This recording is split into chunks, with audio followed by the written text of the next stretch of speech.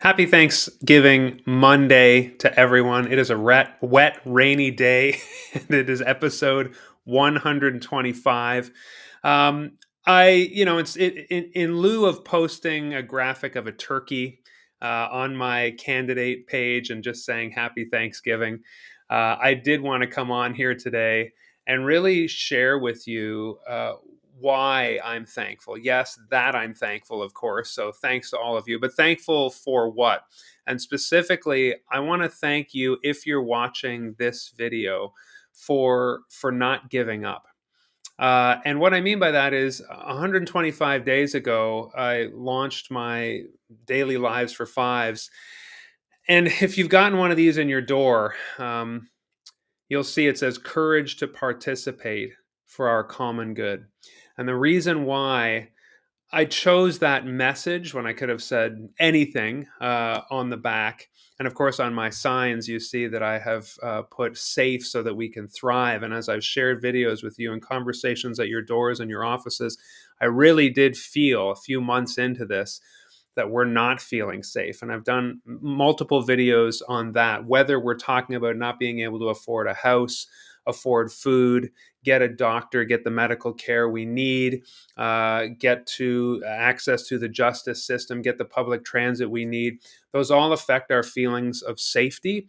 And so that is what I want to work on when I become your MLA. I've got a plan next week for the people I need to call right away when the election is won. How do I hit the ground running? There is going to be an official point where you become MLA, but before that, who can I start calling and meeting with? I'm meeting with the mayor of McAdam this week to talk about all of their plans.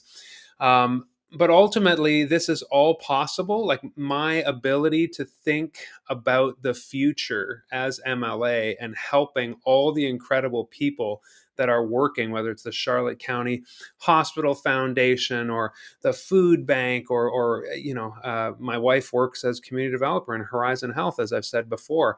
And the MLA is all about greasing these wheels, supporting these folks who are doing amazing work. People with the Union of Municipalities in New Brunswick need input from the provincial level. All this is possible because you, voter, friend of mine, fellow community resident, have not given up. You're going to cast your vote for change. And ultimately, when I was even thinking of running, what caused that was because I would be getting together with friends, with neighbors, and it didn't seem to matter what they were talking about, whether it was homelessness, whether it was doctors, whether it was friends who are suffering from drug addiction or family members. There was this sense that the system is broken, and even worse, the system cannot be fixed. And what I think it's important to remember is any system that exists was built by people like us. And I don't attribute malevolent motives to people typically. And so most of me believes that a system that exists and is broken now did serve at one time. That means people like us at a point of time put a system in place that may have worked then and there. This reminds me of Elizabeth Gilbert talking, in the book Big Magic, or when you read a trauma specialist, trauma and fear is a helpful human emotion, right? It helps us survive at points when we need it. It gets us out of incredibly dangerous situations. It's a protective defensive mechanism that we have as humans. The problem is the echoes of trauma continue in our lives. And at a certain point, you have to say, trauma, fear, panic, that, you served me. You did what you were supposed to do at a certain point in my life. But now I got to put you on a shelf. I got to say, thank you for helping me at that one time, but you're not serving me anymore. In fact, you're hurting me.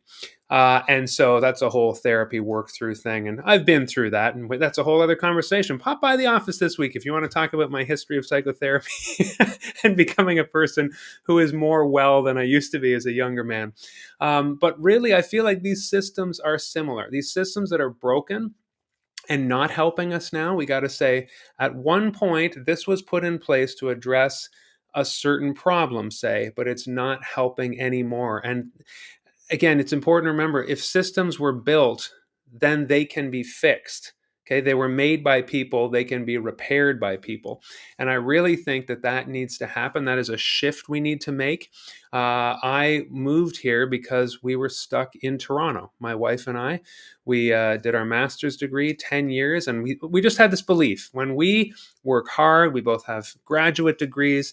The average house when we moved to Toronto and started our graduate degrees was about $400,000. We thought that's expensive, but we'll work hard. We'll both have degrees. We'll get a job. We'll start having the kids. We'll do the thing. We'll have the house in Toronto. Well, over the time of our degree there, the average price went from about 380,000 to over $1 million to buy a house. And so I know what it's like to have the basics, the essentials start to slip out of your hands and have to pivot and start to feel helpless. We had envisioned working there, we had networked there, we had professional jobs there, friends, contacts, a community, a church, all the things. And we started to realize we cannot make it. We can't make ends meet in Toronto. And I remember at the time what was really tragic about what was going on in Toronto is in our neighborhood, in the house that we rented, $2,000 plus utilities every month for just the top 2 floors of a house. Somebody lived in the basement. All around our neighborhood were vacant, empty houses with lawns, with grass up to your knees. And Toronto was talking about, hey, what's going on with these houses? They were being bought up by, out of country investors and just buying real estate and letting those houses sit and rot. You would see over the 3 years we lived in a neighborhood, just it would be purchased, the for sale sign would come down, the windows would start to break, everything would start to sag, the property would start to become dilapidated. And Toronto wasn't doing anything about it. And it really felt like, wow, the system, the government really doesn't care. And then I moved here with the family. We decided to move here and just change everything. It's the best decision we ever made. And sometimes, as I campaign and canvas and talk to people in my home and around the kitchen table with my wife over dinner, my kids sometimes say, "Man, St. Stephen, this area, Charlotte County, there's so many problems. Are we okay?" And I do assure my kids, everywhere you live, there's going to be problems to solve. And as an entrepreneur, that doesn't intimidate me at all. I see problems as an opportunity to fix things, to make things better, to help people. And so, when we focus on an area together and have the courage to do so, and it starts with voting, but it's going to take more work than that. I know that we can fix things. And so I want to be thankful today to you for not giving up, for the hope. Hope is so important. As a community, we are really only as good as the hope we have for the future, the willingness to work together and to have courage. And some of us are beyond that, and I get that. There are some people who are so beat down, and I talk to them at the door, and they can't make ends meet, and they've been failed so many times. And I'm not the kind of person who will say to that person, "Come on, pick up your bootstraps, let's go." Some people just need other people to be brave for them. But I know that if you're listening to this video, watching this, you might be either one of those people. So that's just for you to decide. But what you can do is vote. And I'm encouraged to hear that 56,000 people voted on advanced voting day last Saturday, 56,000 New Brunswickers. And there is another advanced polling day tomorrow. But I just want to say thank you for allowing me to come into this community and thrive with my family. And now it's time to choose to look at our community and everything we have from a position of abundance. We do have so much. You can look at things from a position of scarcity and say, I need to get mine. There's not enough to go around. But that is just not true. We are seeing rising tax base. We are seeing surpluses. We are seeing businesses come. And it's the same thing I say to my kids. Oh, don't get me wrong. When we talk about all the problems that there are, we don't have any more problems than anywhere else. We are not more in a more helpless or hopeless situation than anywhere else.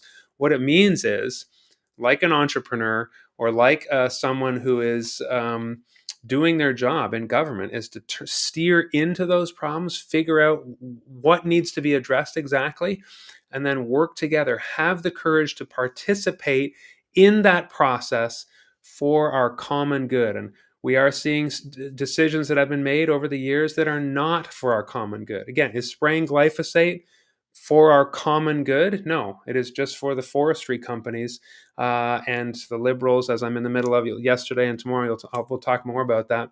The liberals have decided that glyphosate is fine. We'll reevaluate. We'll reassess. Fracking was the same thing. I said before, taking the courthouse out of our riding, the housing situation, not working on the supply, taking half measures that we hope the rents will not go up.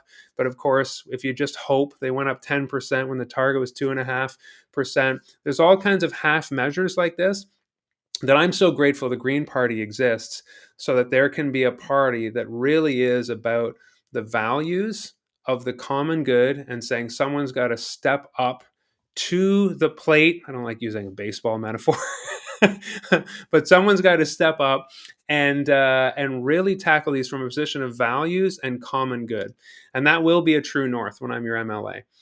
Is this for everyone? Is this decision, is this law, is this motion, is this thing that's going to be brought into our community?